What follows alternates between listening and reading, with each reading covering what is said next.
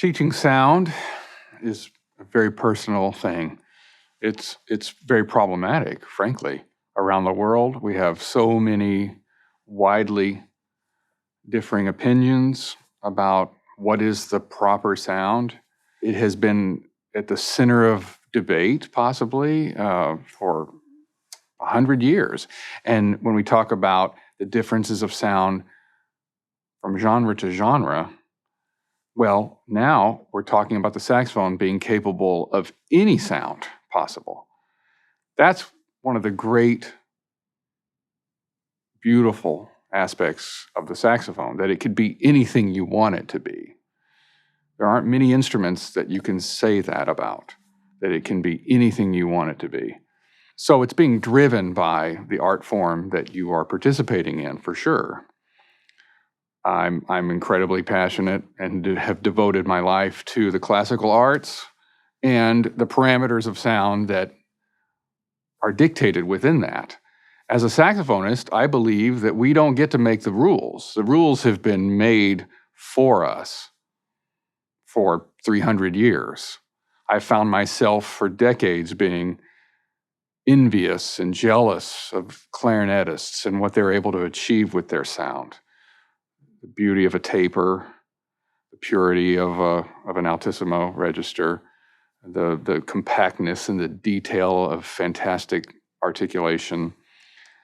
And I think other instruments like the clarinet have driven what I hold dear in my teaching. Can we match up? Can we take what's unique about the saxophone and embrace those objective qualities that have governed other instruments? The vibrato of a bassoon or an English horn, certainly, as I mentioned, the articulation abilities of a great clarinetist, or the way the instrument is simply designed to taper better in the low register. When we fail as saxophone players to conform when it comes to objective musical skills, we leave ourselves vulnerable to criticism. That the saxophone somehow doesn't belong because it's uncouth. It's somehow an outlier. Its sound doesn't belong in the symphony orchestra. We have to look inward at ourselves and say, why? Why did we not really become a permanent part of the symphony orchestra? We're not attempting to change history at this point. That ship set sail a long time ago. We're not going to become a part of the symphony orchestra. But when we do sit down to play those parts, we need to turn heads. We need people to hear it and love it and want to hear it again. We want our peers to feel that way. We want the audience to feel that way. We want the conductor on the podium to feel that way about the instrument.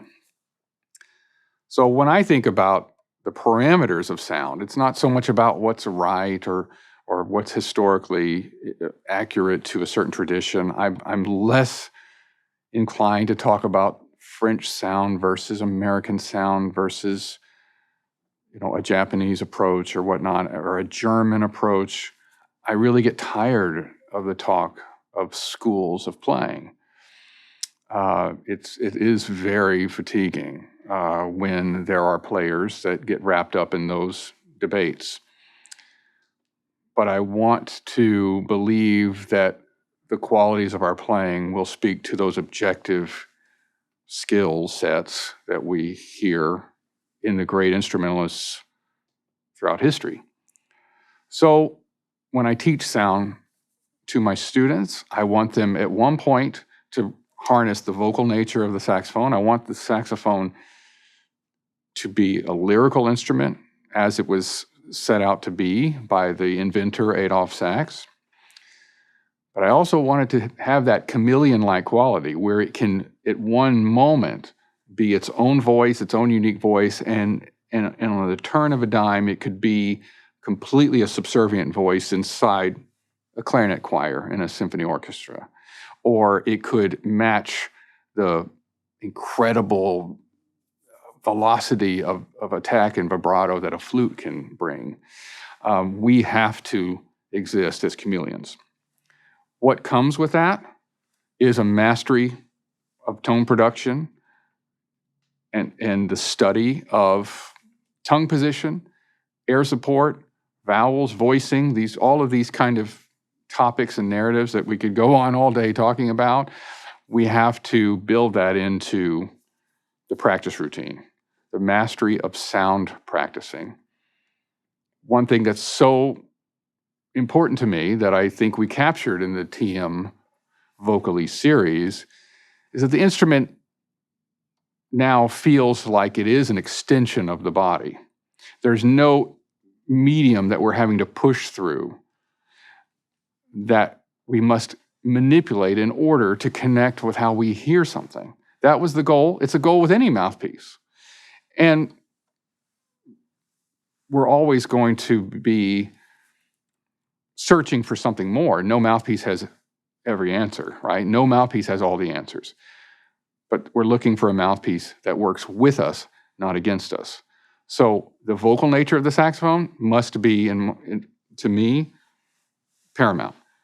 Next, detail, focus, articulation, intonation. One of the great criticisms of classical saxophone players throughout history is we often struggle in the extremities of the instrument. We're struggling to blend and match and create even an even scale. And so when we do have this chance to be an interloper, particularly in a symphonic setting, we need to prove that we understand those same parameters that my heroes, not necessarily just saxophone players, but clarinetists and flute players and oboe players, they have lived their lives fussing over every tiny detail. And we have to show that we care about those details in the same capacity. So when I'm teaching my students, it's a healthy routine of long tones, overtones, reed work, embouchure exploration. Are you doing anything in your bite that's causing the sound to have certain properties to it?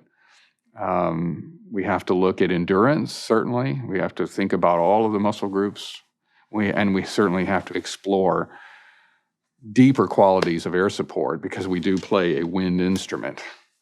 I have to mention my number one hero is my great mentor, Donald Cinta, who himself studied in this American tradition that in many ways was cultivated by his teacher, Larry Teal, who was the first saxophone professor in the United States, first tenured professor line in the United States at the University of Michigan. So I'm deeply humbled and honored to be the third teacher in that storied history at the University of Michigan.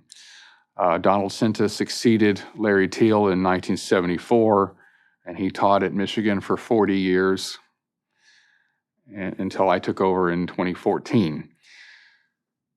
And what I learned from Donald Cinta was to not deify our own instrumentalists within our own field, but to really look beyond. Who are the great artists in history?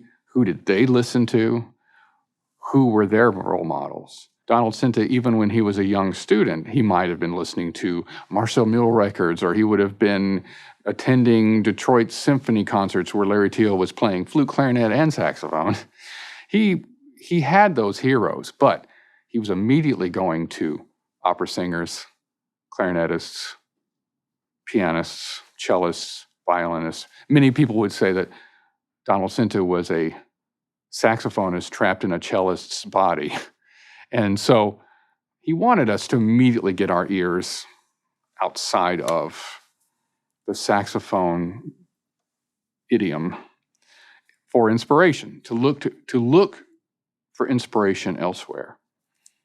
So I began to formulate my own list of listening, my own list of heroes. Backun's dear friend, David Schifrin, was one of my great models as a clarinetist, as somebody who brought to the clarinet what I felt I could bring to the saxophone. He was one. I listened to a lot of Ella Fitzgerald when I was in college. I listened to a lot of Charlie Parker, not because I was trying to play his music, I was trying to channel that sheer level of virtuosity and creativity, but intellect in real time. I remember worshiping John Coltrane, not because I was trying to play Coltrane's music, but because his playing was cosmic. His playing was life-changing. And yet it wasn't my field, but I wanted to channel what that was somehow into just basic classical playing. I wanted my playing to have an inspiration on that same level.